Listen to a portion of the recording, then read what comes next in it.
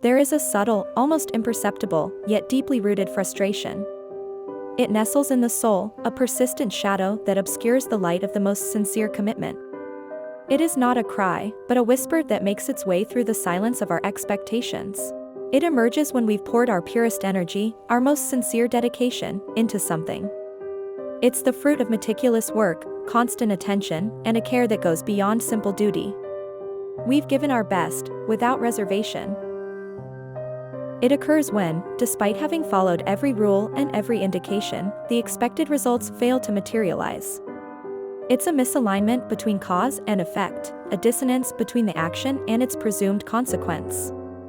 We find ourselves facing an invisible wall. It is not the result of gross errors or a lack of willpower. We cannot attribute it to negligence or insufficient effort on our part. Our conscience is clear, our intentions were right, and we followed the path diligently. It is born of assiduous study, unwavering integrity, and profound dedication. It is the result of having honored every obligation, every promise made to ourselves and others. We have acted responsibly and ethically. This frustration isn't anger, but a weariness of the soul, a silent questioning. It's the weight of energy expended without the hope for return, an echo of efforts that seem lost in the void. It leaves us with a sense of incompleteness. It's the feeling of having carefully sown seed in soil that yields no fruit, despite having lovingly prepared the soil. An experience that tests our faith in the process, in the intrinsic justice of things. Society has told us a story, that of meritocracy. A reassuring tale where valor and commitment are always properly recognized. It has promised us a world where merit is the compass of success. We've been taught that hard work, unwavering dedication, and adherence to ethical principles are the best path. We believe these pillars inevitably lead to success, to rewards commensurate with effort. It's an implicit pact. Yet reality often clashes with this promise, revealing a bitter disappointment. The veil is torn, revealing an unexpected and disorienting panorama. Meritocracy is revealed as an ideal, rather than a widespread practice. We see well-prepared, consistent people, who operate with admirable consistency, remaining in the shadows. Their contributions go unnoticed, like a whisper in the wind. Their expertise doesn't get the spotlight it deserves. Others, however, advance with surprising rapidity, privileging superficiality and the art of self-promotion.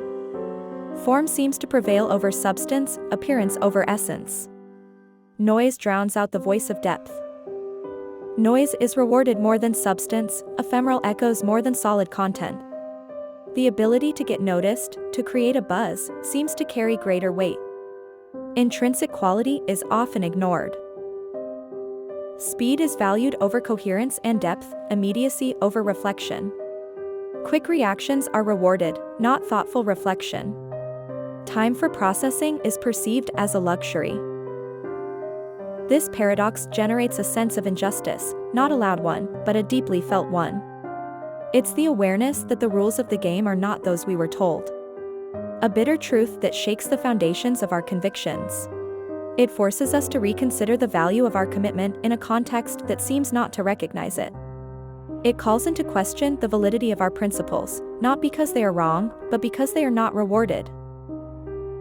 This discrepancy between effort and recognition generates a unique form of exhaustion. It's not physical fatigue, but a weariness of the soul, a fatigue that sinks deep within. It's an invisible weight weighing on the heart. It manifests as a sense of confusion and disorientation, rather than outright anger. There's no clear target for the anger, only a fog that envelopes the mind. One feels lost in a familiar landscape. The core of this frustration lies in the emergence of profound self-doubt. We begin to question our choices, our qualities, our very essence. It's a silent erosion of confidence. Individuals begin to question their own approach, the validity of their strategies. They wonder if the problem isn't, ultimately, within themselves. A painful and often unfair self-analysis. We reflect, am I perhaps too slow or too thoughtful for this frenetic world? Inner rhythm, the need to process, are perceived as a flaw. Depth becomes an obstacle. We still ask ourselves, am I perhaps too ethical or too attentive to detail? Scrupulousness and integrity seem to penalize us. Attention to detail appears as a weakness. This doubt is not a sign of weakness, but a natural reaction to a dysfunctional system. It is the mind trying to find meaning in what seems senseless. An attempt to restore balance. It's an experience that forces us to look within ourselves with a critical, sometimes overly harsh, lens. We compare ourselves to the image the world portrays to us, and this image doesn't always correspond to our own truth. Frustration turns into a complex internal dialogue, a labyrinth of questions without immediate answers. One feels alone in this search for meaning, in this attempt to understand one's place. The problem, we suggest, is systemic in nature, not a personal failure. It's not our inadequacy that causes this disconnect, but a flaw in the very fabric of reality around us. It's a structural flaw. The prevailing culture may not value certain qualities, those that don't lend themselves to quantification. Kindness, quiet resilience, wisdom are difficult to measure and celebrate. Qualities that can't be easily quantified or simplified into clear metrics. They don't fit into reporting boxes or performance statistics. Their essence eludes the logic of numbers.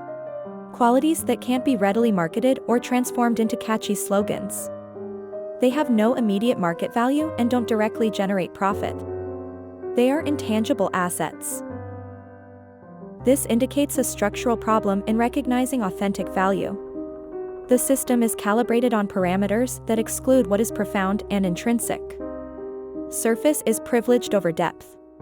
It's not our inability to adapt, but the system's inability to see beyond appearances. It's a collective short-sightedness that ignores the richness of human nuance. A silent and widespread injustice. The responsibility lies not with the individual who commits himself with integrity, but with a context that fails to appreciate it. This is an invitation to shift our focus from personal guilt to a critique of the system. Understanding this distinction is liberating. It allows us to ease the burden of self-doubt. It helps us recognize that our value doesn't depend on external, often distorted, recognition. It's a crucial step in reaffirming our self-esteem, preventing frustration from turning into self-depreciation. Our commitment has intrinsic value, regardless of external judgment. The most insidious injustice is the normalized one, the one that creeps in without fanfare. It's not a sensational act, but a constant erosion of trust, a slow poisoning of the soul. It's a lengthening shadow. It subtly convinces individuals that their lack of success is their own fault. It whispers to us that we are not enough, that we haven't done enough, that the problem lies within us. It's a silent manipulation. Doing things the right way has an intrinsic, inestimable value. It's a guiding principle, a moral compass that directs our actions. It's the coherence between who we are and what we do. This value exists even without immediate recognition or reward. It doesn't need applause or medals to be valid. Its strength lies in its very existence, in its authenticity. This approach builds a solid foundation, not a fleeting facade destined to crumble. It is the rock upon which our integrity and resilience are built. A foundation that withstands the elements. It's the awareness that the quality of our work, the purity of our intentions, doesn't depend on external judgment. The value lies within us, in our choice to act with integrity. This injustice forces us to reconsider the very meaning of success. It invites us to redefine our parameters, to seek reward not in applause, but in consistency with our values. It's an act of silent resistance, a refusal to conform to a system that rewards superficiality. It's the choice to stay true to yourself, even when the world seems misunderstood. The intrinsic value of our actions is our true wealth, a treasure that no one can take from us. It is the source of our dignity, our inner peace, our deepest strength. A fundamental shift in perspective, a reversal of our gaze, is encouraging. We must no longer look at ourselves with suspicion, but at the world around us with new and critical eyes. We must question the values of a world that fails to recognize our efforts.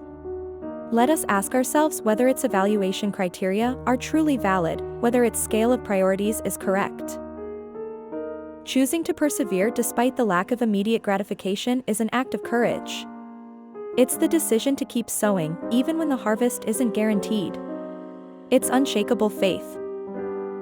This perseverance becomes an act of integrity, a declaration of self-loyalty. It demonstrates that our principles are stronger than disappointments, more resilient than injustice. It's a testament to our commitment to personal values, even when they're uncelebrated. It's proof that our inner compass is more powerful than the sirens of external recognition. This shift in perspective frees us from the prison of external expectations. It allows us to find our reward in consistency, in the dignity of our actions, in inner peace. It's an invitation to cultivate our inner strength, to nourish our resilience. To find joy not in the outcome, but in the process, in the beauty of honest and sincere effort. True victory is not recognition, but the ability to remain true to who we are, despite everything. It is the construction of a solid identity, rooted in authentic and enduring values. In this act of integrity, we find our true freedom, our deepest fulfillment. It is the awareness that our value is non-negotiable, not for sale, and depends on no one but ourselves.